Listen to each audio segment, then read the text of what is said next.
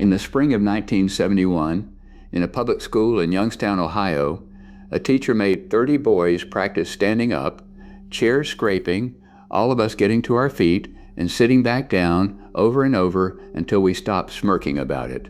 I was one of those boys. It was one of the last classes in America ever to be drilled on it. The lesson was simple.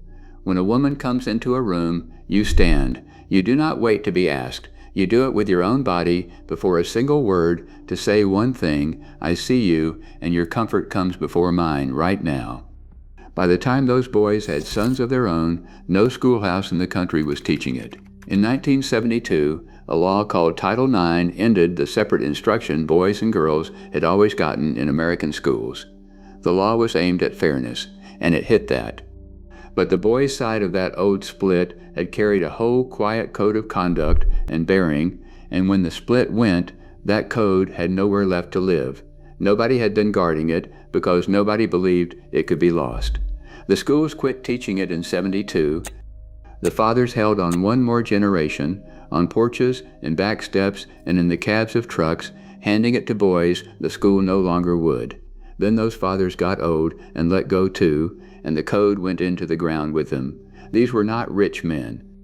They were mill hands and brakemen and tinsmiths who owned 2 shirts and a good hat, and 400 people would stand in the rain to bury one of them and could not have told you exactly why. So here is what I want you waiting for. Number 26 you can have back tomorrow for free, and you will feel the difference by supper. Number 2 is the one these men guarded most and would never say out loud. And number 1, the one I am holding for the very end, cost a man nothing in his pockets and was worth more than everything in them. None of these were about being polished. They were about being the kind of man a room remembered after he left it. 30 of them, counted down, starting with the 3 the schools struck first. Number 30, he stood up when a woman came into the room. This is the one I watched them teach and then watched them quit inside of a year or two. A boy in 1968 learned it as a reflex. A boy in 1973 never heard it mentioned. What it did was small and plain. A man spent a little of his own ease to mark that someone had walked in and counted for something. My father did it until his knees gave out, and then he did it anyway, slower, a hand on the table. Number 29, he took his hat off the moment he came indoors and lifted it to a woman on the street. Title IX did not ban hats, but the timing that went with one had been a thing boys were shown, and once the schools dropped the showing around '72, the hat lost its grammar. Often a doorway, often an elevator, lifted the instant a woman passed. The boys who would have learned that rhythm simply did not, and the felt hat was already half gone besides. Half of it was respect. The half, if I am honest, was having something to do with your hands when you were nervous, and we all knew it even then. Number 28. He walked on the street side and gave a woman his arm without making a show of it. He took the curb, the splashing, the traffic, and put her on the inside. This was the 3rd piece those old conduct lessons drilled, and the last to survive in the homes after the school quit. A man did it walking his wife to church and would have told you he was doing nothing at all. Whatever was coming down that street went through him before it got near her. He did not save that bearing for a woman or a stranger either. He gave it to everybody. Number 27, he gave up his seat before anyone had to ask. There was no debate and no flourish to it. He was already on his feet by the time you noticed the bus had filled. A tired man would do it for a tireder woman and consider himself ahead on the trade. You knew a man like this. You probably gave up your own seat this morning out of a habit somebody planted in you and felt a little odd that the people watching looked surprised. Number 26, he held the door and actually waited. The waiting was the whole thing. Any fool can pull a door open. A man held it and stood the extra 3 seconds for the fellow 20 feet back, the one with his arms full of boxes, instead of letting it swing and calling it close enough. 3 seconds. That is the entire rule, and you really can have it back tomorrow. No teacher required. Number 25. He shook your hand like he meant to be remembered by it. My father taught me this on the back step when I was 9. Firm, he said, not crushing, only a fool tries to break a hand. Look the man in the eye while you do it. Let go first, never last, so he never thinks you are clinging.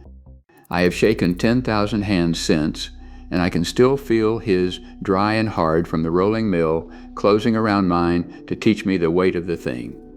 A handshake was two men sizing each other up and letting it be settled, the whole question of who they were to each other, before either one had said a word. Number 24. He caught your name the first time and gave it back to you. He listened when you said it instead of waiting for his turn, and then he used it once, right away, to set it. Dale Carnegie wrote in 1936 that a man's own name is the sweetest sound he will ever hear. The men I am talking about never read the book. They had run that experiment 10,000 times on the shop floor without it, and the foreman who knew every man's name down to the newest hire had a crew that would have walked through fire for him. What came next was the quietest test on that whole floor, and most men failed it without ever knowing they had been tested. Number 23, he let the other man finish. He did not jump the tail of your sentence to get to his own. He let a beat of silence sit after you stopped to be sure you were done, and only then spoke. It cost him the chance to look quick and clever. What it bought him was a name as a man worth telling things to, and that name followed him everywhere. Number 22. He squared his debts to the penny. If he owed you $1.40, you got $1.40, and you got it before he spent a nickel on himself. A man who borrowed your ladder brought it back cleaner than he took it, with the loose rung he had noticed already tightened. If he was short that week, he came and told you to your face that he was short, told you the day he would have it, and on that day he had it. Think about the last time a stranger gave you his whole attention, not the leftover part, not the half he could spare from his phone. His whole attention, the way these men gave it without thinking twice. For most men past 60, the honest answer is they cannot remember. And here is the part nobody warns you about. It is not the big disrespects that wear a man down as he ages. It is the small ones stacked up day after day. The doctor's office that calls a 70-year-old man by his first name like he is a boy. The young clerk who talks clean over you. The room that has quietly decided you are a relic and stops waiting for you to finish your sentence. The men in this list built their whole bearing around making other people feel seen. We took it apart, board by board, and then we acted surprised that so many of us ended up feeling invisible. Number 21, he carried the heavy end without being asked. You came to move a couch, and he took the stairs end, the bad end, the one that catches your knuckles on the rail. He took it quietly before you could, so you never had to fight him for it. A foreman I worked under named Cisco did this his whole life. He was the highest paid man on the crew, and he hauled more steel than the apprentices, and when a young fellow once tried to thank him for it, he just looked confused, like he had been thanked for breathing. The next one you could see from clear across a yard, number 20, he was early, and he stayed early for 40 years. He was the first man through the gate in the dark, his lunch pail already on the bench before the rest of the crew had parked their cars. Not once in a working life did anybody have to stand around waiting on him. A man who is always early has answered a question about himself that nobody ever had to ask, whether you can build on him, whether he will leave you wondering. You can argue with half the rules on this list. You cannot argue with a man who was never once late in his life. Number 19, he walked a woman all the way to her door, not to the curb, not to the gate, to the door, and he waited until the latch turned and the porch light went dark, so he knew she was inside before he left. When I was courting in the early 70s, half the fellows my age had already dropped this, and the girls noticed which ones had not. I will not pretend that is the reason my wife married me, but I will not pretend it hurt either. Number 18, he put his coat over your shoulders and said nothing about it. It was cold, you were colder, and the coat was on you before you could wave it off. He did not announce it or stand there for the thank you. A man giving up his own warmth and acting as though he had not noticed the chill, that was a small daily way of telling you that you were worth a little of his discomfort. There was no warmth at all in the one that came next. It took spine instead. Number 17, he looked a man in the eye when he disagreed with him. People remember the old code is all softness and good manners, and they leave out the iron in it. A man who thought you were wrong told you so to your face, level and quiet, with no crowd to perform for and no dressing on it. He did not nod along and then carve you up behind your back. To look a man in the eye and tell him he is wrong is a harder respect than looking him in the eye to agree. And every man on that floor could feel the difference. Number 16. He asked after your people by name, not how's the family, which is the thing you say when you are already walking away. He asked after Margaret and after the boy with the bad ear because he had bothered to learn that you had a wife named Margaret and a son who was getting his ear seen to. He asked on a plain Tuesday with nothing in it for him, and the next time he saw you, he remembered what you had answered. The one coming up next I have wrestled with my whole life, and I have never once made my peace with it. Number 15. He never let on that he was hurting. Here is where I stop being soft about all this. The rule that says a man swallows his pain and carries it without a word, this is the one I have come to half hate even while I keep it. I knew a man named Walt, a roller in the hot mill, who worked 2 years on a back that was finished and never said a thing because a man did not say a thing. He took the aspirin out in the truck where none of us could see him do it. By the time anyone understood how bad it was past mending, and he spent his last good years bent over a cane he would not admit he needed. That rule put good men in early graves, too proud to say they were hurting, and we handed it down to our sons right alongside the handshake and the hat. I still cannot tell my own doctor that something is wrong without feeling I have broken some law. I keep this one, I curse it, both at once, and I have stopped expecting that to resolve. In 1972, Title IX passed, and here is the part you only see if you were sitting in one of those rooms. The change came in fast. By the fall after the law, the home economics girls and the shop boys were folded into the same periods, the schedules redrawn over a single summer. The conduct drills, the standing and the bearing, the things a boy was shown and a girl was not, had never had a name in the course catalog, so when the old tracks dissolved, there was no line item anybody thought to save.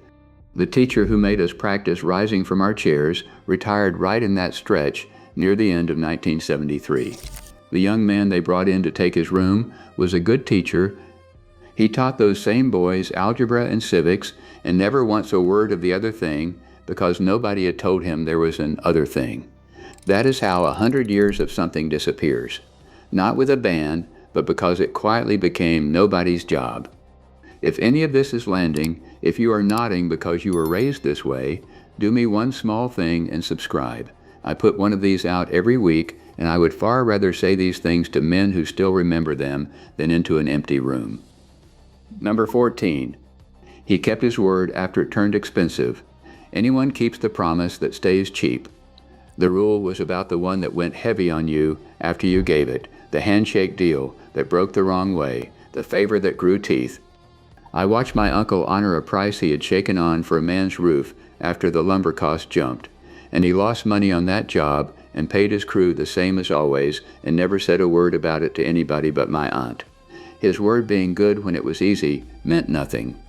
His word being good when it bled was the whole of his name in that town. Number 13. He spoke low and made you come to him. The loudest man in the room was almost never the one the room respected. A man with something to say said it quiet and let you lean in the rest of the way. Volume was for men who were not certain they would be listened to. He was certain. Number 12. He apologized plain, with nothing hung on the end of it. I was wrong, and I am sorry. That was the whole of it. No, but you have to understand. No quiet little list of the reasons it was really your fault. The clean apology is one of the hardest things a man can do, and one of the rarest you will see now. He did it in 5 words and lived through it, and you respected him more for it, not less, the rest of your days. What came next separated the men who were merely obeyed from the men who were followed. Number 11. He corrected a man in private and never in front of the others.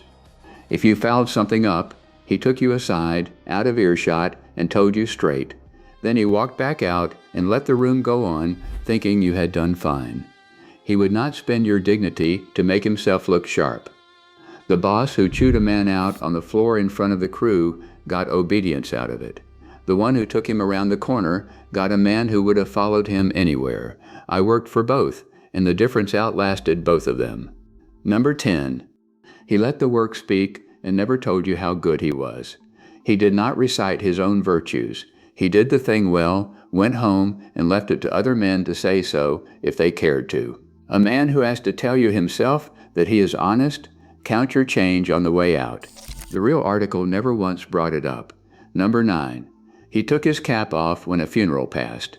A hearse came down the street, and the men stopped where they stood, and the caps came off, and not one of them had to be told why. They did not know whose funeral it was. It made no difference. A death got marked because it was a death, a stranger's grief honored by strangers, hats in hand at the curb until the last car had gone by. He carried that same quiet into the way he held his own body. Number 8. He kept his hands still. He did not drum on the table or pat at his pockets for something to do. He could sit with his hands at rest and his face easy, no fidget and no hurry to be anywhere else, like a man who had finally arrived at the one place he meant to be. Number 7. He never repeated a thing told to him in confidence. You told him something at a low hour, and it died with him. He did not trade it later for a laugh or a small advantage. In a mill town where every man knew every other, the one who could be told things, really told things, and trusted to hold them, was worth more than any man who could not be. That trust took years to lay down and one careless evening to lose, and he carried it like it was made of glass. Number 6. He stood his round and paid his own way. After the shift, at the corner tavern, he bought when his turn came and never let anyone carry him. He did not nurse one beer through 3 other men's generosity. The fellow who always seemed to be in the washroom when the next round landed picked up a name for it, and it was not a name a man wanted following him home. The last few are where this stops being about manners and starts being about the man underneath them. Number 5. He aimed himself at whoever was struggling in the room. The new kid, the slow one, the old fellow nobody else made time for. The men I admired pointed themselves quietly at whoever was having the hardest go of it, because making time for the strong cost nothing and proved nothing. My grandfather always sat with the loneliest man at any gathering, never the most important one, and I took it for an accident until I was 40 and saw that he had done it every single time, on purpose, for 60 years. Number 4. He gave a struggling man a way to keep his dignity. When a fellow was hard up, he never handed him charity in front of people. He found him a job to do, a fence that needed mending, some honest reason to put money in the man's hand, so it came to him as a wage and not as pity. He let a proud man stay proud. There is a kindness with a bragging cut clean out of it, and it has nearly vanished from the world. Number 3. He asked you one more question instead of turning the talk back to himself. You had mentioned something small, your boy's tryout, a job that fell through, and instead of capping it with a story of his own, he asked the next question and then the one after that. He was more taken with you than with the sound of his own voice, and you could feel the difference, and it was rare even then. You spent an hour with a man like that and walked off feeling you were the most interesting fellow he had met all year. He had said maybe 40 words the whole time.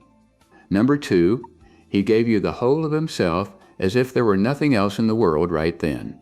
This is the one the men guarded hardest, and the one they would never have named out loud because naming it would have spoiled it.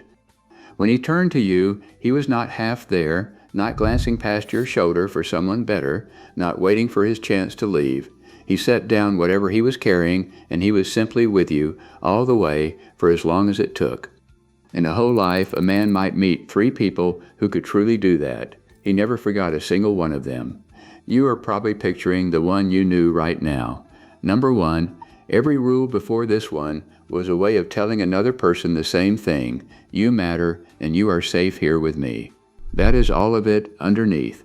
The standing, the door, the heavy end, the kept confidence, the square debt, the whole attention. 30 different ways of quieting the worry of the person in front of you instead of climbing over him to look taller.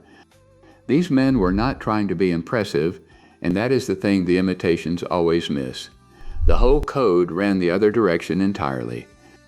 They were working 100 small times a day to make the people around them feel steadier and seen and worth something, and they did it with their hands and their habits and almost never with a word. When the rest of it was gone, the hats and the curbside and the standing up, this was the one that held on, in the few men who kept any of it at all. You can still spot one of them across a room. There are not many left to spot. So here is where I leave you, and I am talking to you now, not to somebody's grandfather in a photograph. None of this needs a teacher you no longer have. It does not need the school that quit in 1972 or the father who carried it into the ground. It needs one man, tomorrow, deciding to get to his feet when someone walks in, to hold the door the extra 3 seconds, to set down what he is carrying and give the next person the full of his attention.